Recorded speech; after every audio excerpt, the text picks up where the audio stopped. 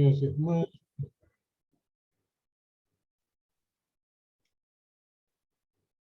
meus irmãos, vamos entrar em sintonia outra vez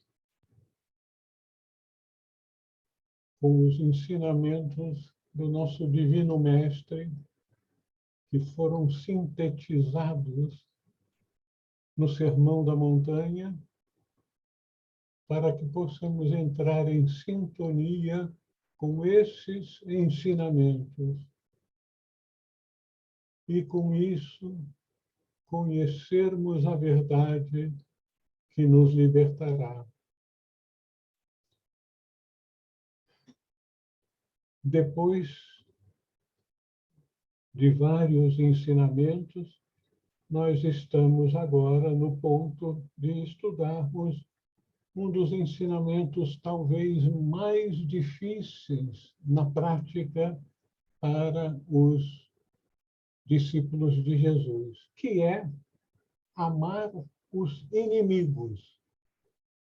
Muitas pessoas acham que isso é absolutamente impossível, porque se eles são inimigos, como é que eu posso amá-los? Então, no texto bíblico do sermão, nós lemos: ouvistes que foi dito, amarás o teu próximo e odiarás o teu inimigo. Eu, porém, vos digo o contraste sempre entre a antiga tradição da lei mosaica e os ensinamentos verdadeiramente divinos que o Mestre nos trouxe. Então, eu vos digo, amai os vossos inimigos e orai pelo que vos perseguem. Desse modo, vós tornareis filhos de vosso Pai que está nos céus, porque ele faz nascer o seu sol igualmente sobre maus e bons, e cair a chuva sobre justos e injustos. Os conselhos sobre a reta atitude do discípulo com relação aos principais ditames da lei seguem uma graduação de sutilização. Não matar, obviamente, começa do mais contundente: não cometer adultério, não perjurar, não revidar, e conclui com o grande desafio de amar os nossos inimigos. Esse conselho é semelhante ao que nos foi passado pelo senhor Siddhartha Gautama, o Buda, que disse: o ódio não cessa com o ódio só cessa com o amor. Então, revidar é buscar ficar quites, ir contra aqueles que nós identificamos como sendo inimigos. Tudo isso é natural no mundo em que as pessoas comuns vivem. No entanto, aqueles que buscam a luz, aqueles que buscam a sintonia com os ensinamentos do Mestre, que tem como propósito nos levar de volta à casa do Pai, nós temos que ser diferentes. Aqueles que estão voltados para o mundo têm um código de conduta, nem diria código de ética, um código de conduta. Mas aqueles que têm como aspiração voltar para dentro, voltar para o alto, eles devem ter uma orientação diferente, um código de conduta inteiramente diferente. E isso Jesus nos diz que pode ser sintetizado em amar os inimigos. Esse conselho é um dos tópicos mais repetidos da tradição cristã, mas, infelizmente, o menos praticado. Nós verificamos isso quando somos honestos, estamos atentos, observamos. Nós verificamos isso, inclusive, com alguns dos orientadores da tradição cristã no mundo exterior, em que parecem estar imbuídos de um sentimento de nós contra os outros. Não vamos só revidar, nós vamos odiar os nossos inimigos, nós vamos colocá-los no seu devido lugar. E isso é absolutamente contra o objetivo último dos ensinamentos do Mestre. Qual é o objetivo último dos ensinamentos do Mestre? Nos sentirmos bem? Não, é alcançarmos a expansão de consciência que é sinônimo de entrarmos no reino dos céus. O reino dos céus não é um lugar, não é alcançado quando a gente morre para os bonzinhos. Não. O reino dos céus é um estado de consciência, de plenitude, de estarmos unidos com Deus, com a nossa fonte e com todas as expressões divinas no mundo, ou seja, com o nosso próximo, com a família humana. A família humana tem muita diversidade, tem muitas religiões, tem muitas orientações políticas, orientações de interesses. Essa diversidade é perfeitamente natural, normal no mundo exterior. À medida em que nós vamos deixando para trás os interesses da vida material, nós permanecemos no mundo, mas a nossa consciência começa a deixar os interesses desse mundo e busca os interesses que são referidos como o reino dos céus. Os interesses desse mundo, da materialidade, baseiam-se na separatividade. São os meus interesses, os meus bens, as minhas coisas. Os interesses espirituais buscam aquilo que é comum a todos. As pessoas começam a se identificar como membros da grande família humana. Começam a aspirar, vivenciar aquele objetivo último de unidade, que a gente expressa como eu e o Pai somos um. Eu sou uno com todos os seres. Então, tem que haver uma mudança de foco. E é por isso, então, que Jesus, nesse ensinamento que para muitos é incompreensível e impossível de ser seguido, que é amar os nossos inimigos. Provavelmente a razão dessa falta de prática do amor aos inimigos é devido a uma falsa compreensão dessas palavras do Mestre. Por exemplo, o que é amar? Amar os supostos inimigos não significa trazer todo mundo para a nossa casa. Você está com frio? Então, vou lhe dar o meu casaco. Você está com fome? Vamos comer. Você está cansado? Pode dormir lá na minha cama. Nós temos que estar imbuídos de um amor para com todos os seres e um equilíbrio com os nossos compromissos de família, de grupo. Então, discernimento.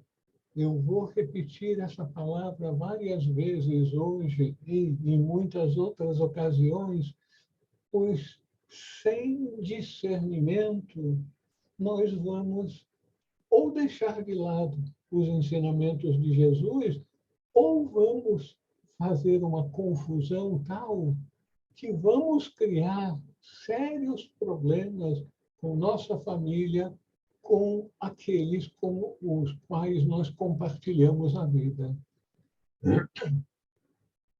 Essas palavras de Jesus não têm um caráter ético per se, mas um sentido metafísico, visando estabelecer a solidariedade por meio da sabedoria da compaixão.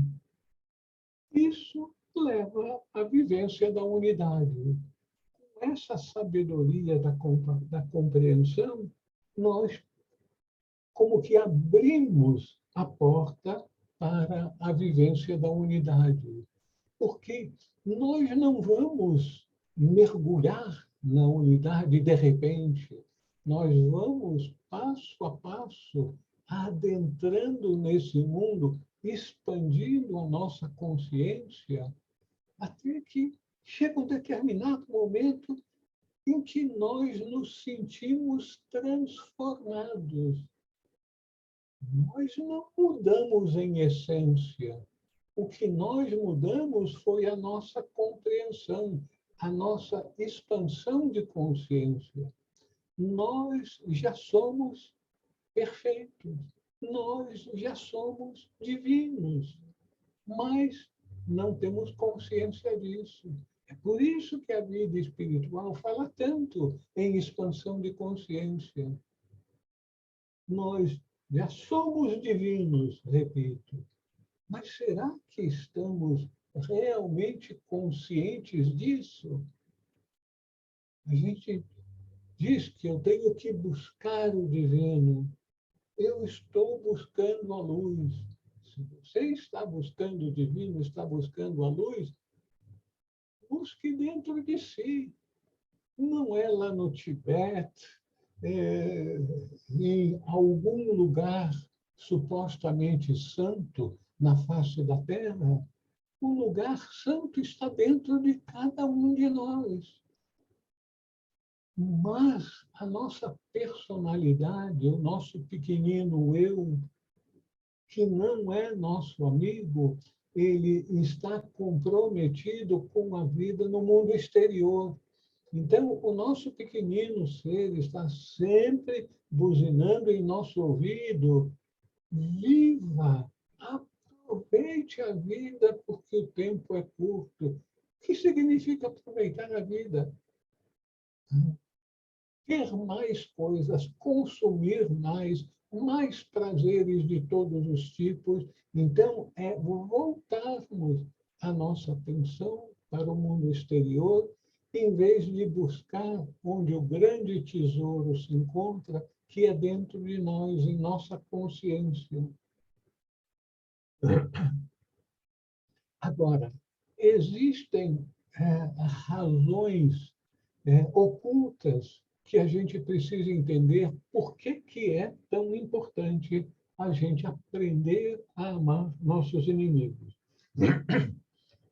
O ódio e a inimizade são vibrações negativas, vibrações. Nós temos sempre que nos lembrar que tudo no mundo, desde a mais sólida rocha até aquilo que é mais sutil, tudo é uma vibração. Vibrações mais pesadas e vibrações mais elevadas. Então, tudo é vibração. O ódio e a inimizade são vibrações negativas, trevosas, que promovem a separação, enquanto o amor e a amizade são vibrações positivas ou lucíferas, que promovem a união. No encontro entre luz e trevas, o positivo dominará o negativo, como é dito no prólogo do Evangelho de João. Se vocês se lembram, no prólogo é dito: a luz brilha nas trevas, mas as trevas não a apreenderam. Não é apreender, é apreender, capturar. Se no princípio havia uma escuridão total e apareceu uma luz, poder-se imaginar que essa escuridão fosse abafar a luz, mas não é o caso. Então, a luz sempre prevalecerá. Se eu amo quem me odeia, eu neutralizo o negativo do meu inimigo e dou vitória à luz. O Sermão da Montanha, a filosofia do Bhagavad Gita, a sabedoria do Tao Te Ching, a vida de Gandhi e de todos os grandes iluminados estão baseados nesta matemática espiritual, que o positivo, a luz, domina, supera as trevas, o negativo. Além disso, agora, algo ocultista. Quando odeio a quem me odeia, não apenas aumento as trevas em que ele se encontra, mas também aumento minhas próprias trevas, direta e indiretamente. Como é que é isso? Esse aumento indireto de minhas trevas é uma consequência da lei cósmica das afinidades. Toda vibração busca automaticamente a zona em que se encontra sua afinidade vibratória. Ou seja, a vibração sempre busca unir-se com o mesmo tipo de vibração. Vocês talvez tenham observado que as pessoas que gostam de tomar umas e outras vão para o bar para se encontrar com outros que gostam de tomar uma birita ou uma coisa mais forte.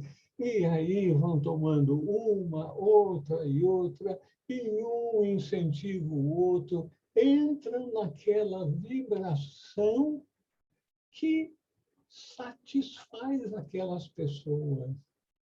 Outras pessoas estão em busca da verdade, da luz, e aí buscam entidades, grupos que tenham uma vibração, um objetivo semelhante. Então, o semelhante busca o semelhante. É por isso que, entre os budistas, fala-se muito na Sangha, buscar refúgio nas três verdades. No Buda, no Dharma e na Sangha.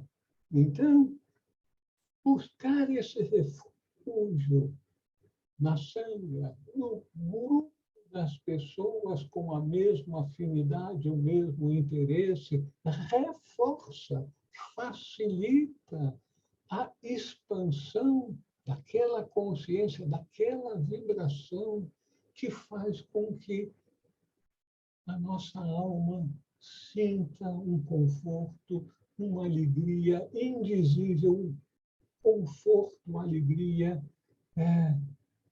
quem sabe até bem-aventurança.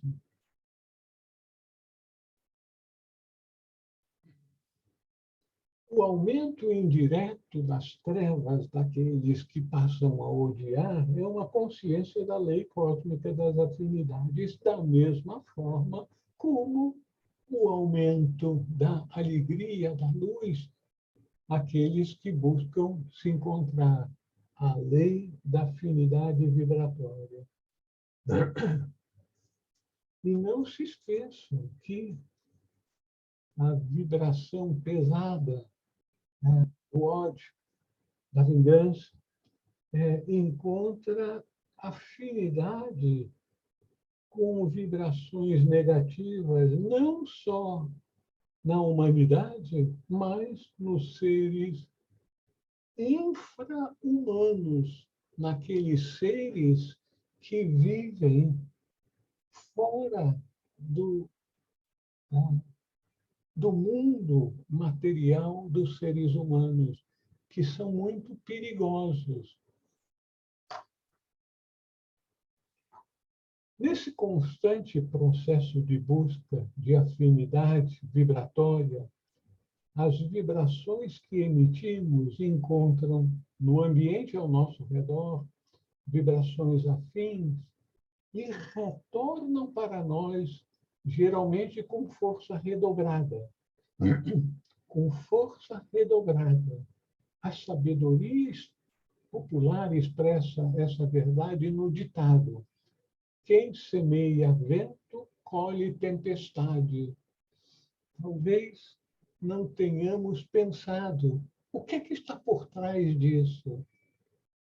É quem semeia o vento do ódio vai colher uma tempestade de ódio que vai voltar contra si mesmo.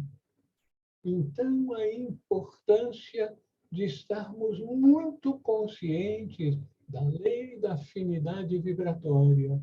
Aquilo que nós emitimos para o mundo, nós recebemos do mundo.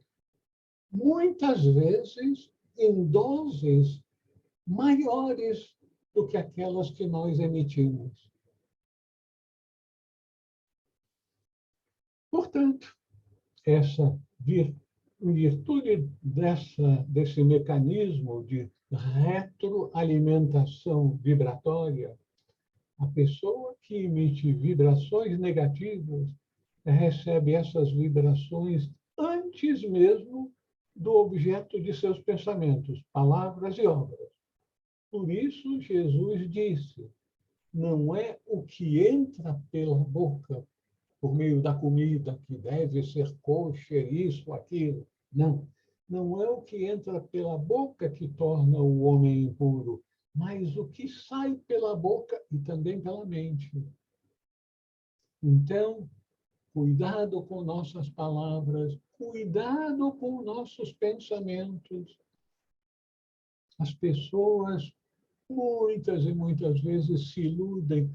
Ninguém está vendo o meu pensamento, mas ele lá está vendo os nossos pensamentos. E como o divino abarca também a vida una, tudo aquilo que a gente faz para o mundo, a gente recebe de volta. Cuidado com os nossos pensamentos.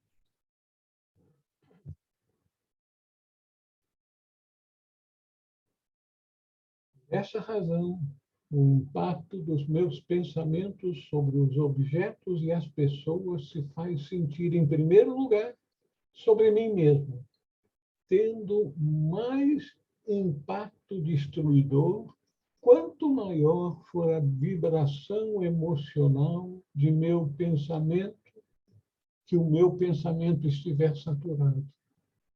Então, o pensamento é fortalecido pelos meus sentimentos, mente e coração, pensamentos e sentimentos.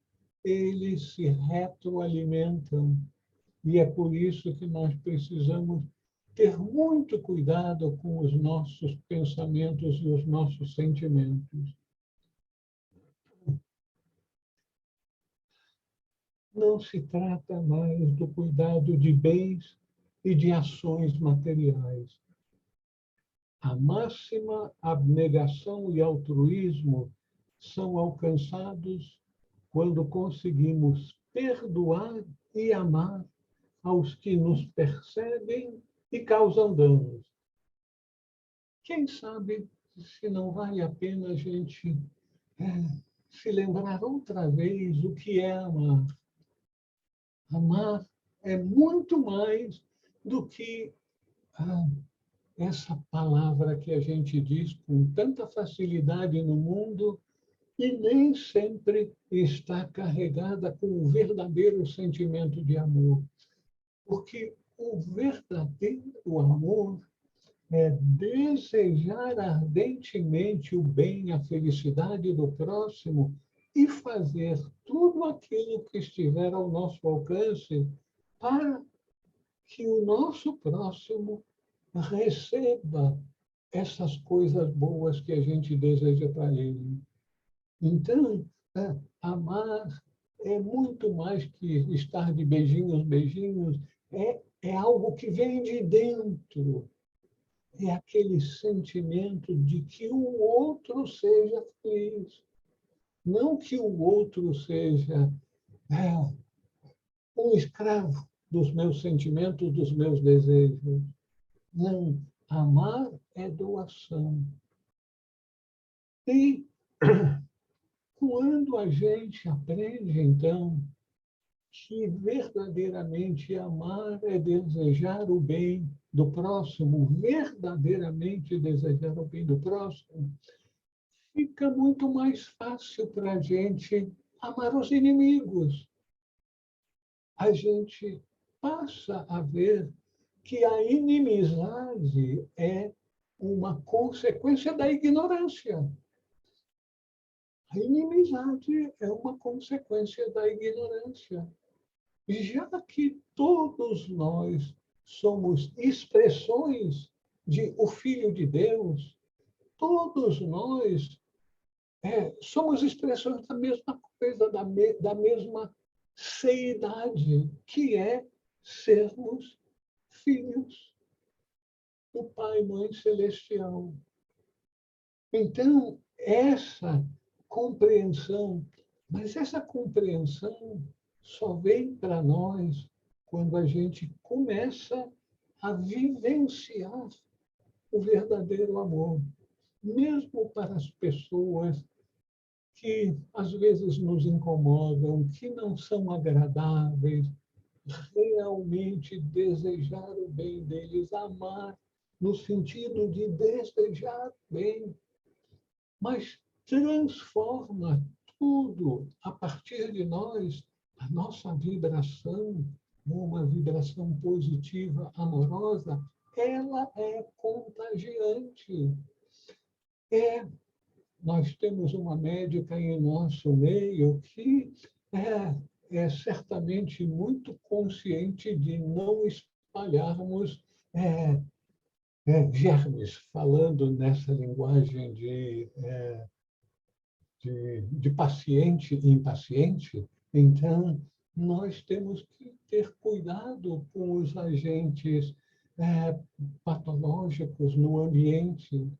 E um desses agentes mais perigosos, mais contaminantes, são as nossas vibrações negativas, de ódio, de agressão, que raios que o partam, isso, aquilo, aqueles pensamentos e com palavras bem pouco gentis que vêm à nossa mente quando a gente está muito desgostoso com uma pessoa.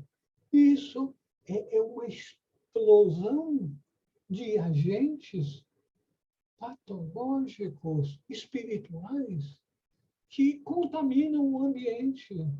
Então, é muito importante a gente se dar conta de como é profundo esse ensinamento do nosso mestre. É profundo na profundidade de cada um de nós e na expansão, como isso influencia o ambiente em que nós vivemos. Há algum bom tempo atrás, um antigo, já falecido, membro da Sociedade Teosófica, aqui em Brasília, costumava falar muito sobre as vibrações negativas nas grandes cidades, que as grandes cidades estão muito contaminadas com vibrações negativas. Por isso que as pessoas têm tanta dificuldade em meditar nas grandes cidades, quando vão para o campo, quando vão para um ashram, para um templo, principalmente as antigas igrejas, antigos templos, que foram contaminadas com as boas vibrações das pessoas ao longo dos anos, dos séculos, que vieram fazer suas orações, suas meditações nesses lugares. Essas vibrações elevadas vão impregnar as paredes, o ambiente desses templos, dos ashrams. Então, nós estarmos cientes de que tudo é vibração e que nós contribuímos para as vibrações positivas ou negativas de todos os ambientes em que nós vamos adentrar.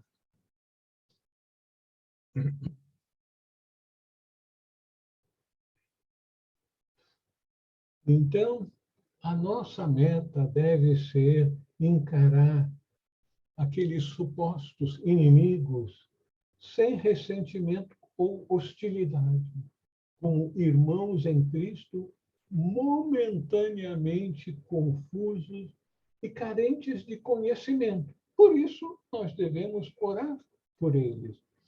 Essa é uma lição avançada para transcendermos o nosso pequenino eu. Jesus deixa implícito que Deus é amor e que nada pode resistir ao poder divino do amor. Jesus exorta que todo aquele que almeja tornar-se seu discípulo passe a usar esse amor, esse poder, o poder do amor. Com isso, então, Jesus diz, nós nos tornaremos filhos do Pai Celestial, no sentido de sermos uma expressão semelhantes a Deus, que, como o sol, derrama sua beneficência de luz e a chuva de graças espirituais para todos, sejam eles justos ou injustos, isto é, ignorantes.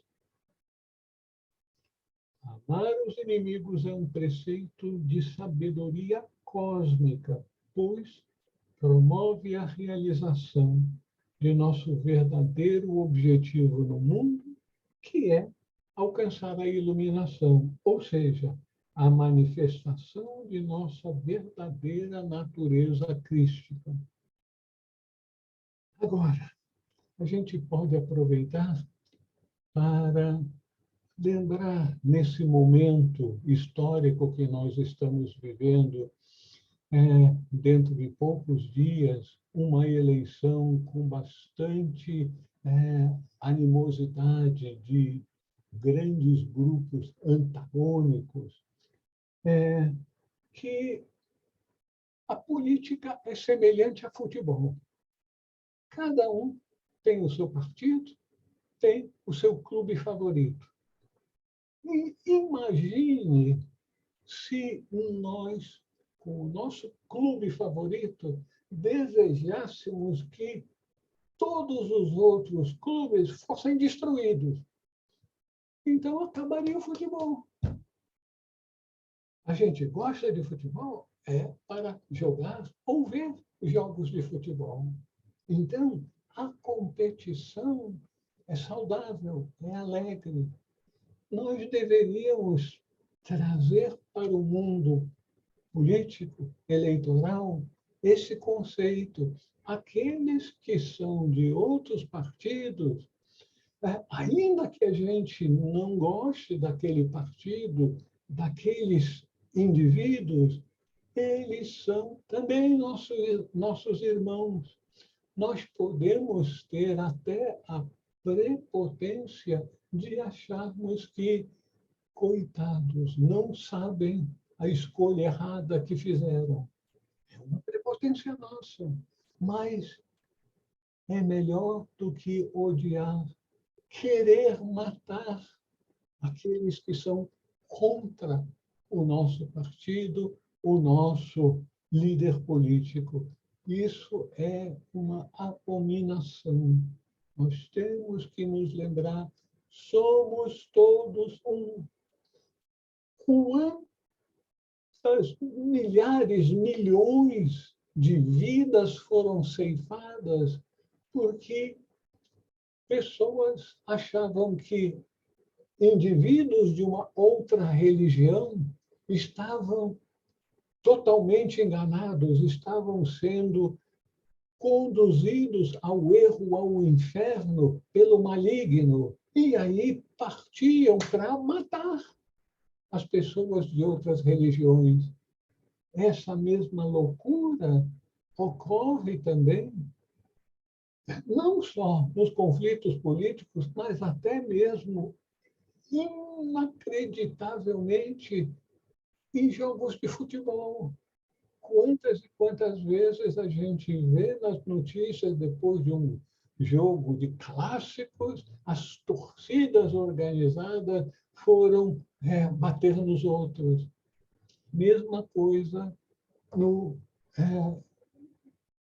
na competição política, que ela seja de ideias, que nós possamos, ainda que possa ser difícil para a nossa mente, mas não deve ser difícil para o nosso coração, aceitar as pessoas com ideias diferentes. A gente pode fazer brincadeiras, isso, aquilo.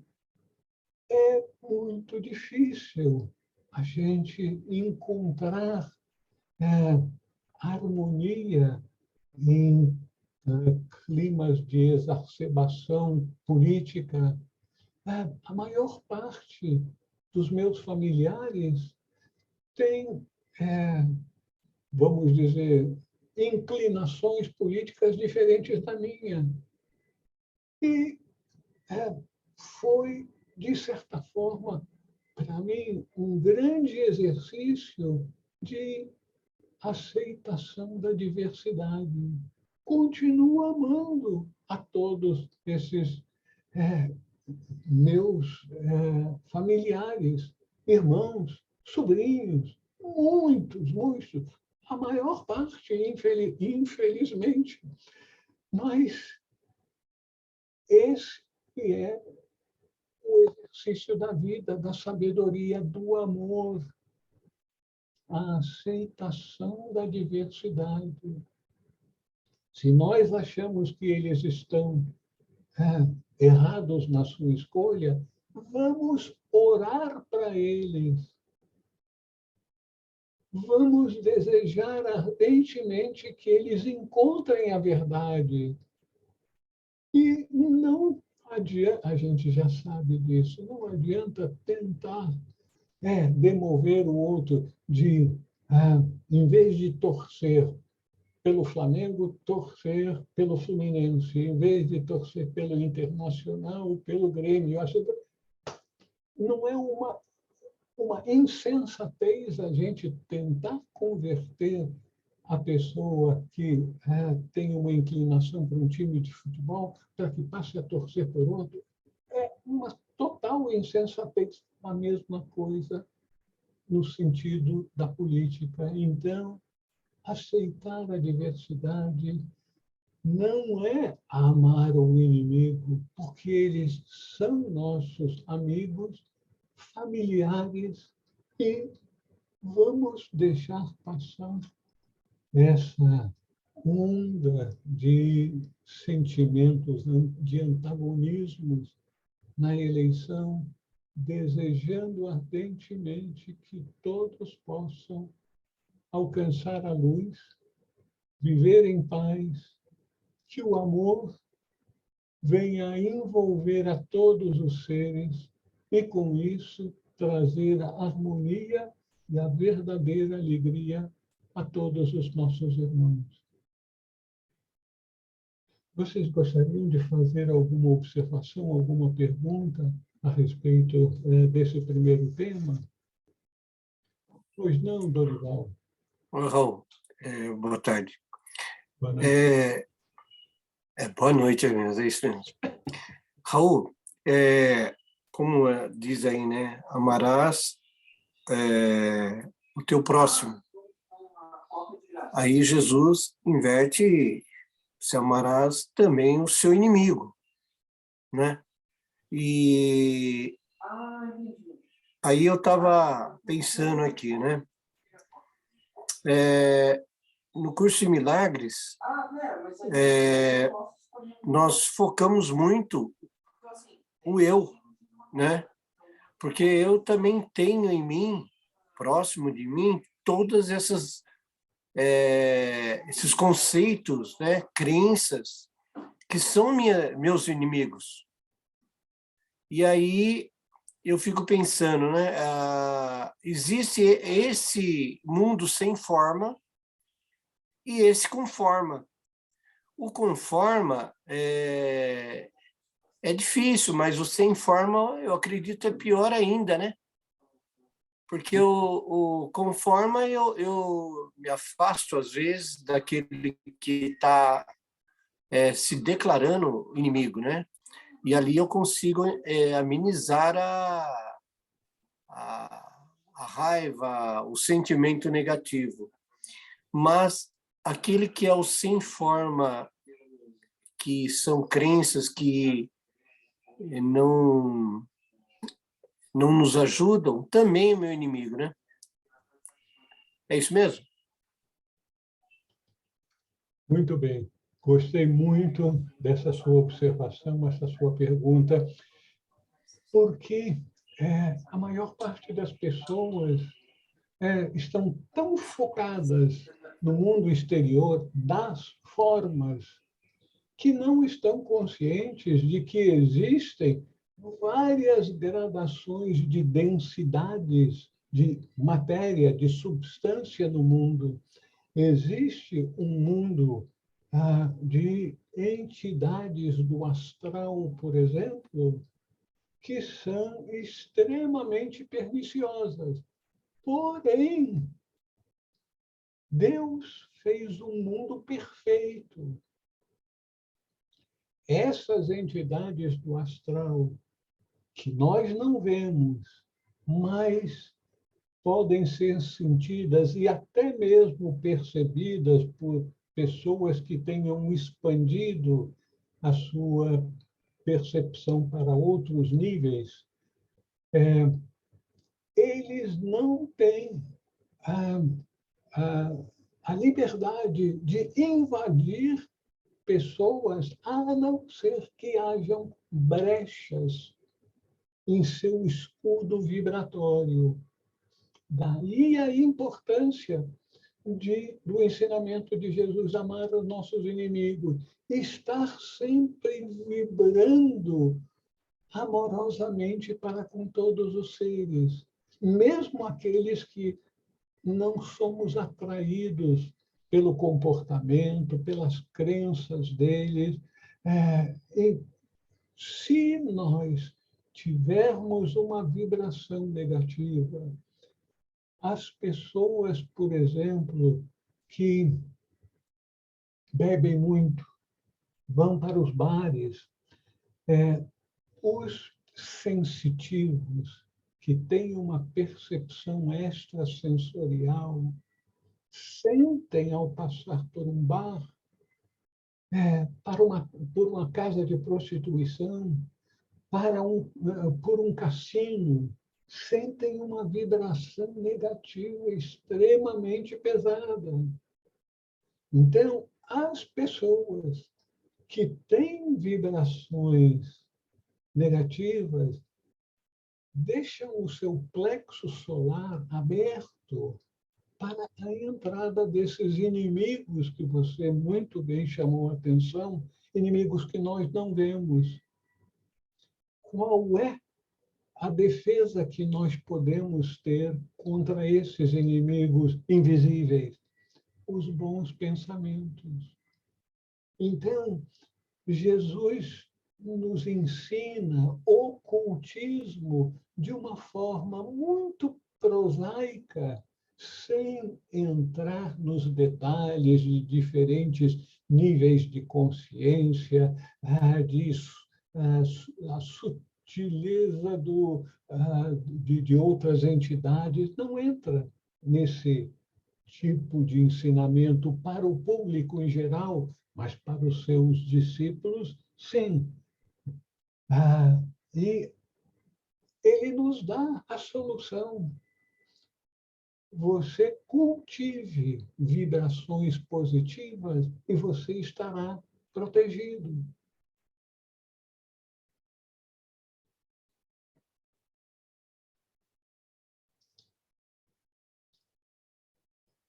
Obrigado, Raul. Então, Lília, você queria dizer alguma coisa, minha irmã?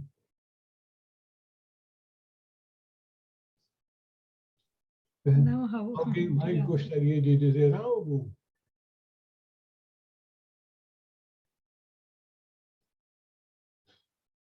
Continuamos, então?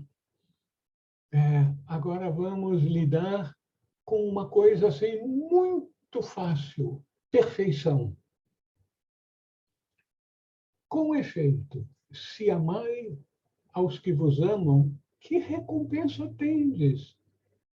Não fazem isso também, com licença.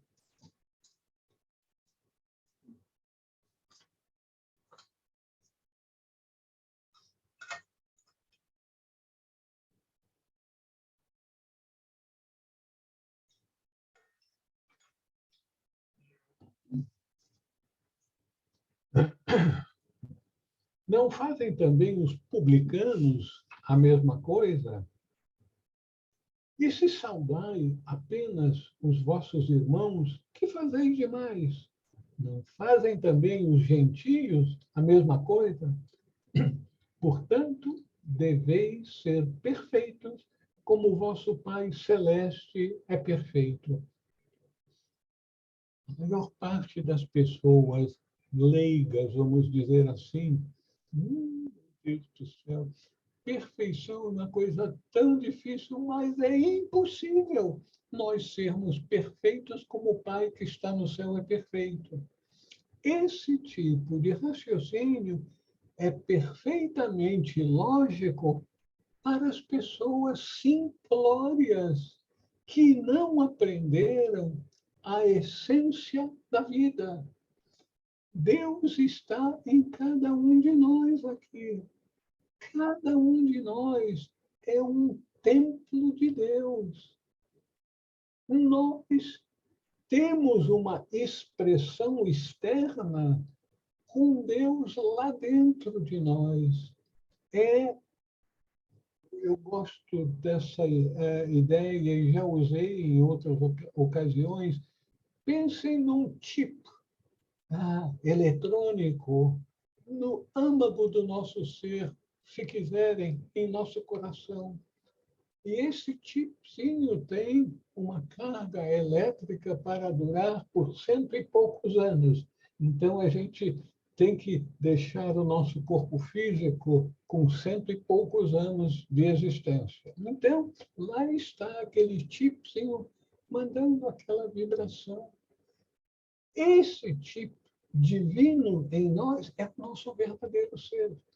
Mas a gente não tem consciência disso. Nós acreditamos que somos essa carcaça, que somos a nossa personalidade, quanto muito. E é por isso que Jesus nos diz que nós devemos e podemos ser perfeitos, como nosso Pai que está nos céus é perfeito. O cristão tradicional, Pai que está no céu, olha para cima, o céu é lá em cima, a abóbada celeste. Não, o céu espiritual não está no alto, está dentro de cada um de nós. Então, nós, em nossa essência, somos perfeitos, mas ainda não aprendemos a expressar essa perfeição em nossa vida diária. E é isso que o nosso instrutor, então, está nos chamando a atenção. Sede vós perfeitos, como o vosso Pai Celeste é perfeito. A impessoalidade, universalidade e inevitabilidade da lei são aqui estabelecidas. Mestre nos ensina que a deidade não é responsável pelos resultados das ações dos homens. Quem ajuda os outros, ajuda a si mesmo. Quem fere, será ferido na mesma proporção. Tudo, tudo, e as grandes e as mais fundamentais leis universais apontam nessa direção.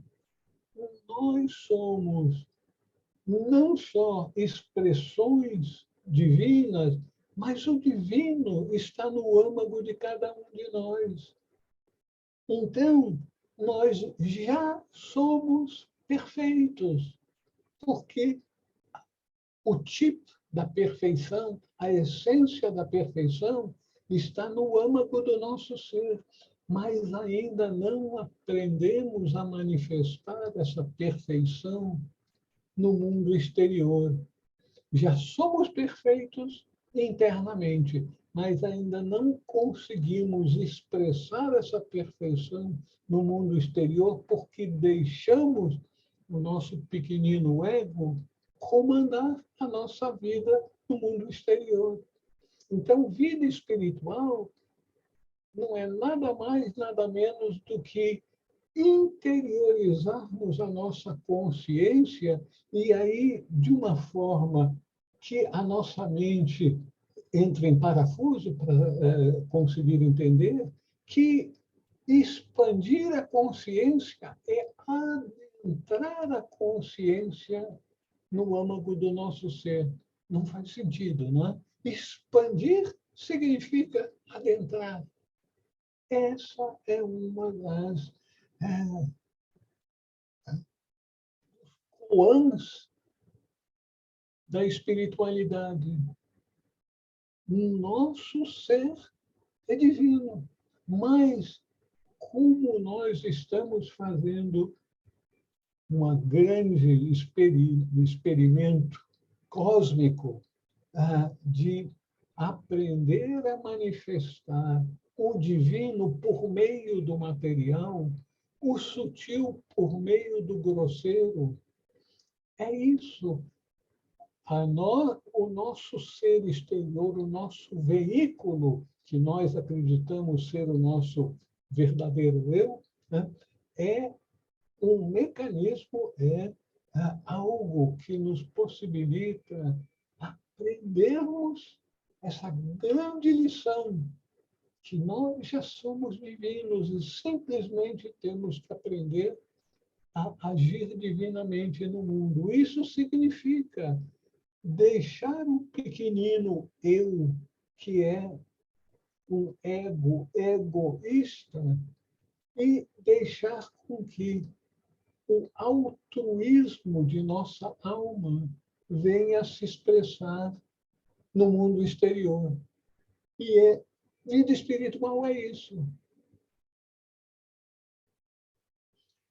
Jesus nos exorta a mostrar sabedoria e compaixão.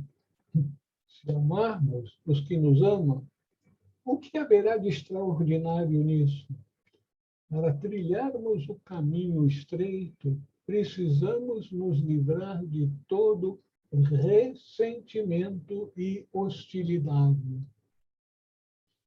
todos nós já tivemos problemas de relacionamentos. Talvez os maiores problemas de relacionamentos são com pessoas que eram muito próximas a nós. Então, esse problema de relacionamento pode ter resultado em tristeza, sofrimento, que geraram ressentimento. Então, ressentir aquilo que aconteceu no passado e a gente ressente e fica naquele loop de ficar amarrado, prisioneiro do passado e não consegue passar aquele omo espiritual e limpar o passado, deixar com que tudo fique limpinho, bonitinho, e a gente começa outra vez com o sentimento de que eu quero que tudo venha a dar certo. Então, eu vou fazer tudo aquilo que é necessário para que nos relacionamentos,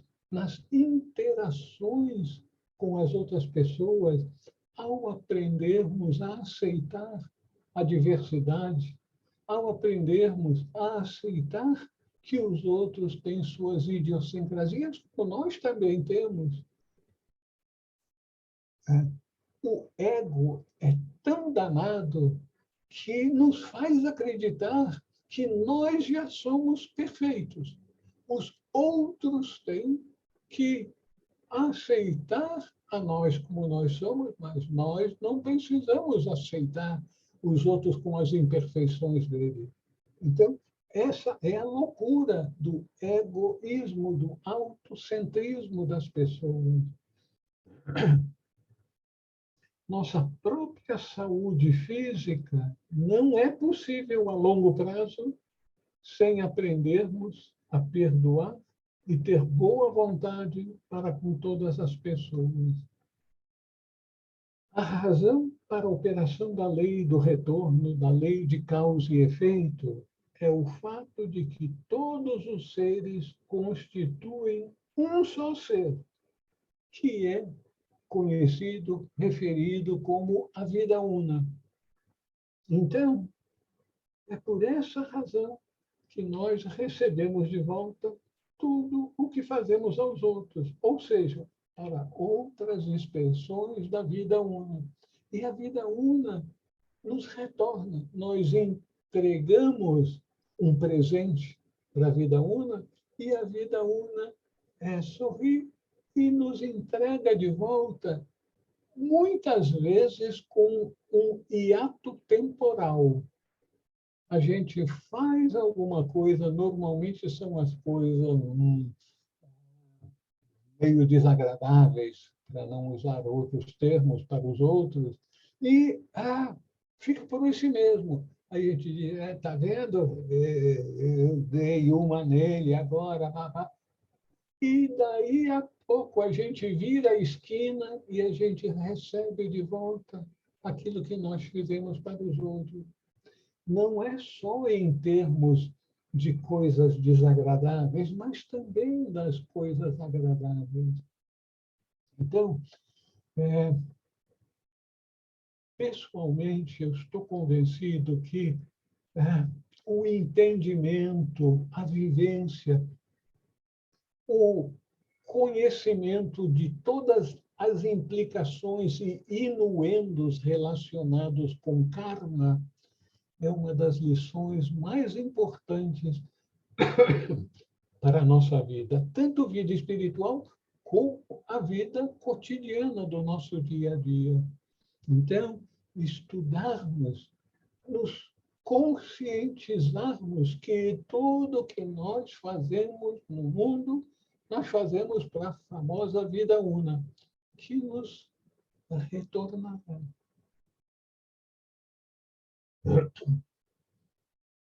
Então, apesar da não resistência ter sido pregada por todas as grandes religiões, é uma prática que muitos cristãos acham quase impossível de entender e de seguir.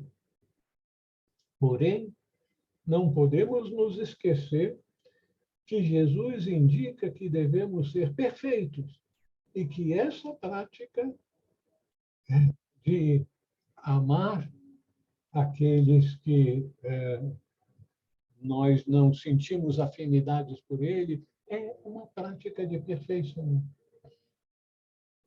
Para o homem que alcançou a perfeição, a não resistência é uma efusão espontânea da sua experiência de Deus.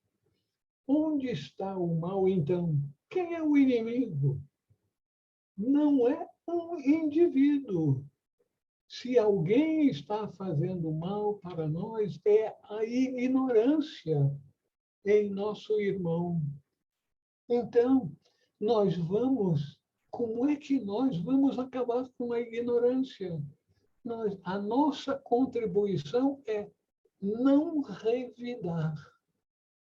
Mas isso significa que nós precisamos ter muito discernimento. Discernimento é um conceito que eu vou repetir ao longo de todo o período que nós estivermos interagindo. Nós precisamos de aprender o verdadeiro significado do amor e precisamos desenvolver o discernimento para, em cada situação, sabermos como agir, como aprendermos a evitar o confronto direto. Mas agora eu vou pisar em terreno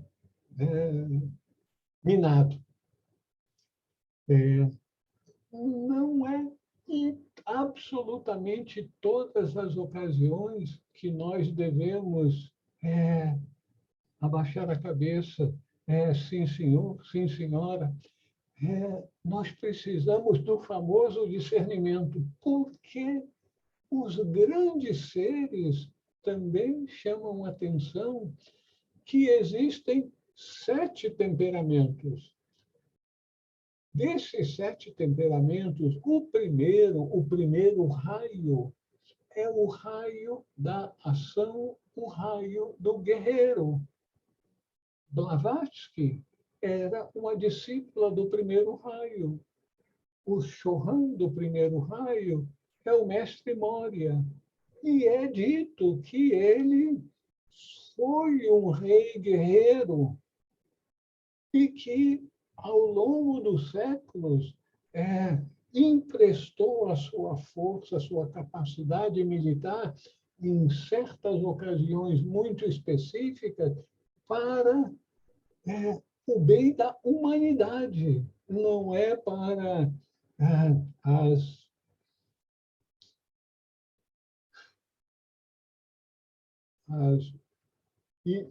ideias de hegemonia de certos líderes universais, de conquistar, tomar território de outros países. Talvez estejam ocorrendo alguns exemplos desse no nosso mundo atual, e em certas ocasiões específicas em que esses megalomaníacos do mundo podem impedir um processo de transformação que os grandes seres estão cultivando para promover a evolução da humanidade. Então, eles podem agir como defensores da humanidade, ainda que isso possa resultar em mortes de ou várias centenas ou milhares de indivíduos. Na Segunda Guerra Mundial, por exemplo, os devaneios de Hitler tinham que ser enfrentados. Líderes de primeiro raio assumiram controles de exércitos para impedir a dominação nazista do mundo naquela época. Então, eu comecei a falar a esse respeito, dizendo que ia entrar em terreno minado, porque aí vocês podem dizer, mas como é que eu vou saber quando é que eu tenho que resistir e quando é que eu tenho que não revidar? Só buscando no âmago do nosso ser a luz para sabermos quando isso será de benefício de muitos seres.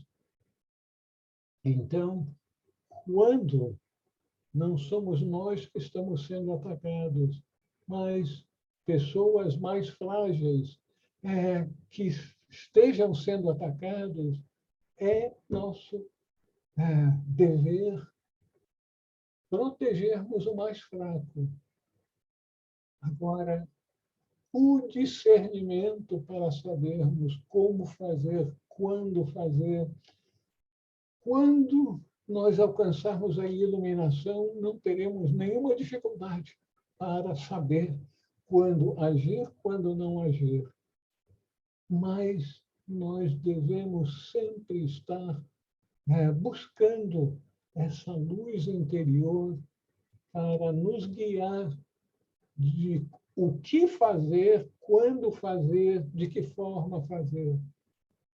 É por isso que é tão importante para todos nós esse mergulho no nosso ser interior em meditação, para que a gente possa ser inspirado não só por sentimentos que algumas vezes podem ser sentimentos negativos, por coisas externas, mas buscarmos a nossa orientação no nosso ser de luz interior.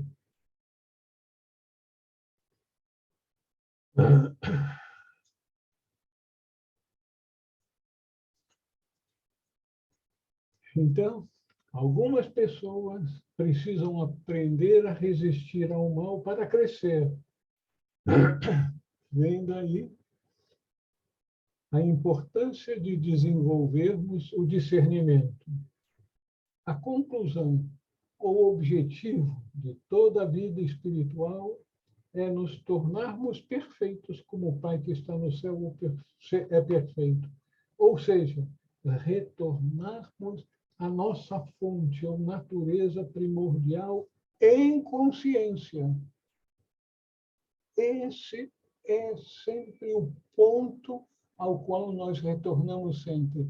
Nós temos que expandir a nossa consciência para ativarmos a luz interior que nos indicará quando fazermos isso ou quando fazermos aquilo, quando resistirmos ou quando aceitarmos as coisas como elas são.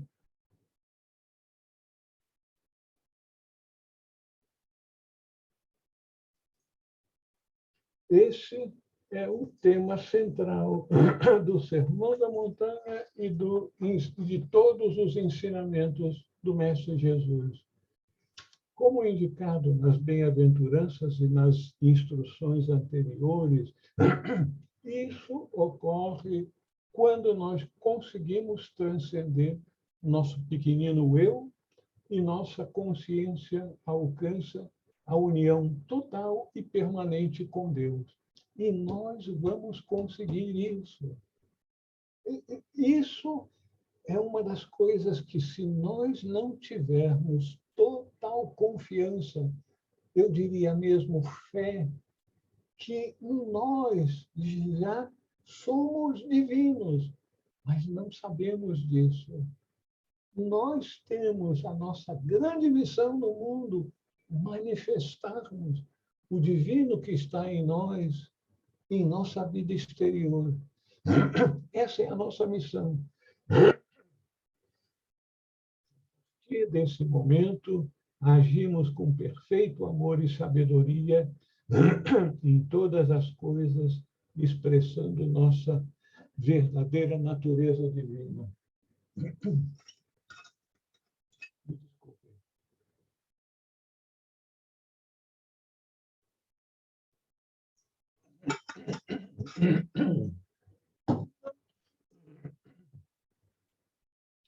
Uma conclusão prática de não resistir ao mal no caminho espiritual é a compreensão de que todo o bem é permanente, onipresente e todo-poderoso, e de que o mal é temporário e sem caráter, natureza própria. O segredo do caminho espiritual é não lutar contra o erro, não lutar contra o vício. Aí você pensa, não vou lutar contra o erro, lutar contra o vício. E o que daria mais vida e poder para esse erro, para essa falha, para esse vício? Porque quando nós focamos, por exemplo, em não ser impaciente. Eu não vou ser impaciente. Meu Deus do céu, eu não vou ser impaciente. Meu Deus, por que eu fui impaciente agora? Você vê, a gente vai alimentar a impaciência, o vício. O segredo é sempre identificarmos o seu oposto. Eu vou ser paciente, vou ser compreensivo. Como é bom ser compreensivo e paciente. Então, vamos alimentar o positivo em nós. É como nós fazemos com os nossos bichinhos de estimação, com as plantas. Nós alimentamos os nossos bichinhos de estimação e as plantas, em vez de puxar a planta, sobe logo, cresce logo. É tão ridículo isso que a gente ri, mas a gente faz essa coisa ridícula. A gente tenta arrancar aquilo que é negativo em nós. E a gente fica desesperado. É impossível eu conseguir superar essa fraqueza em mim, porque está fazendo a coisa errada. Nós temos que nos lembrar sempre, nós temos que alimentar o positivo. E o positivo, então, vai dar um chega para lá no negativo. Naturalmente, não vai ter espaço para a vibração negativa. Deixe de pensar no erro. Pense na solução, na harmonia resultante na sua vida. Pense que os problemas já estão sendo solucionados e sinta-se feliz. E busque qual é o próximo passo. O que eu devo fazer agora?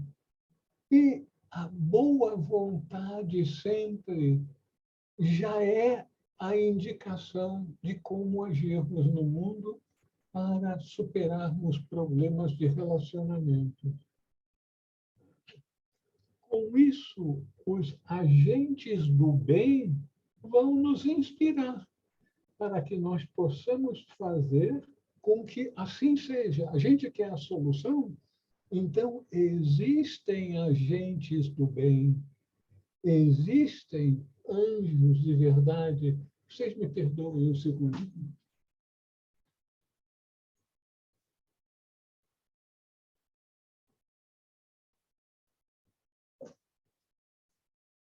Eu sugiro para vocês esse livro de Geoffrey Hodgson, O Reino dos Deuses. Os deuses, que eles chamam, são os anjos. Anjos são seres como nós, porém sem corpo. Eles não têm um corpo material como o nosso. Eles têm corpos muito sutis. Os anjos, cada um na sua área, tem de tudo quanto é tipo, inclusive aqueles da mão esquerda, aqueles que são voltados divinamente para a para a materialidade. Eles são necessários no processo da manifestação, na etapa da involução, para fazer com que os seres com altíssima vibração aceitem vir para planos cada vez mais densos, que para eles são absolutamente execráveis, mas o processo da involução é isso, trazer o espírito progressivamente para níveis cada vez mais densos.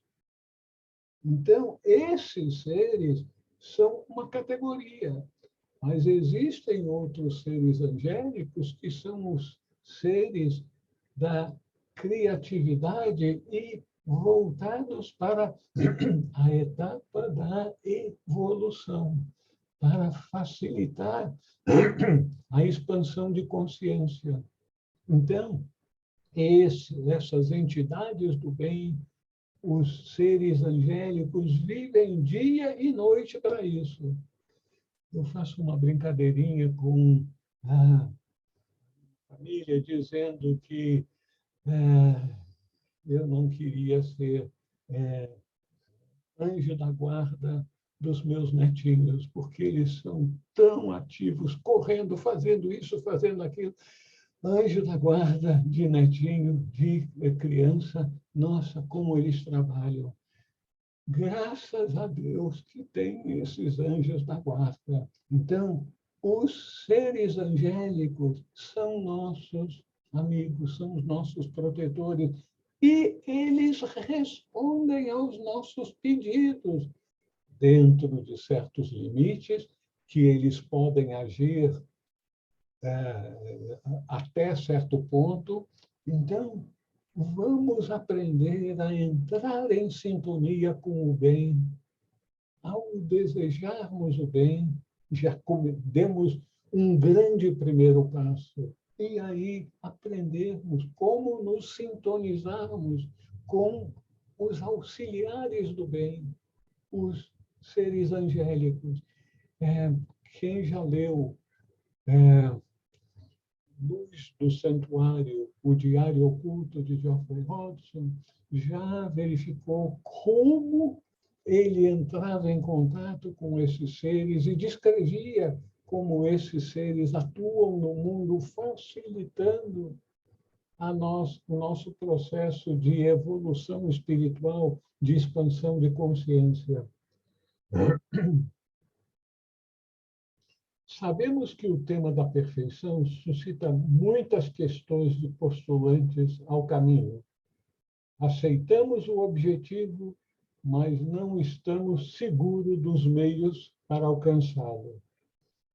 A literatura espiritual apresenta inúmeras sugestões, mas, como cada um está num estágio específico da jornada, o melhor será buscarmos em nosso próprio ser de luz interior a orientação pela oração e a meditação. Vale lembrar a orientação do apóstolo Paulo aos Coríntios, citando: ignorais que sois o templo de Deus e que o Espírito de Deus habita em vós? Então, Paulo, o grande apóstolo, o verdadeiro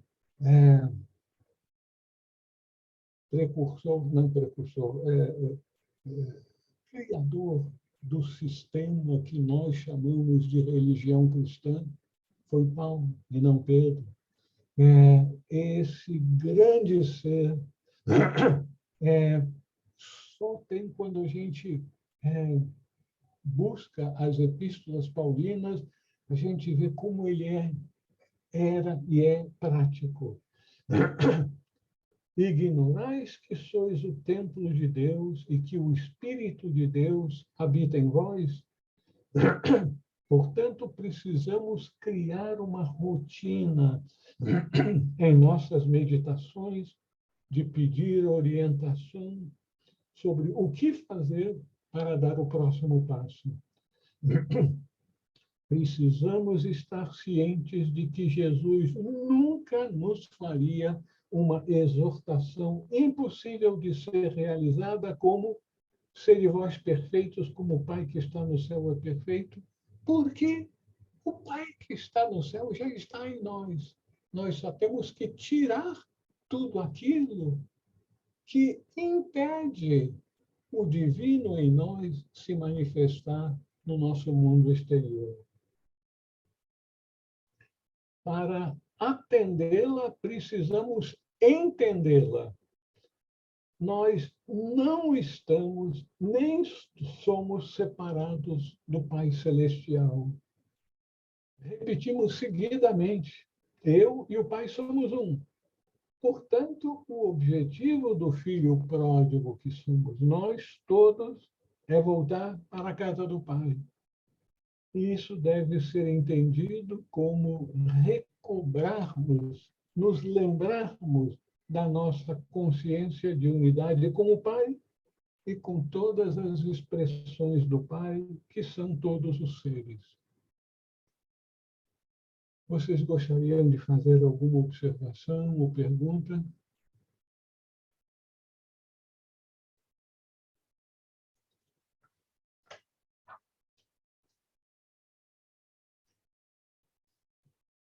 Nós estamos chegando ao término do nosso encontro. Se vocês não tiverem alguma pergunta ou observação, nós podemos, então, encerrar a nossa reunião.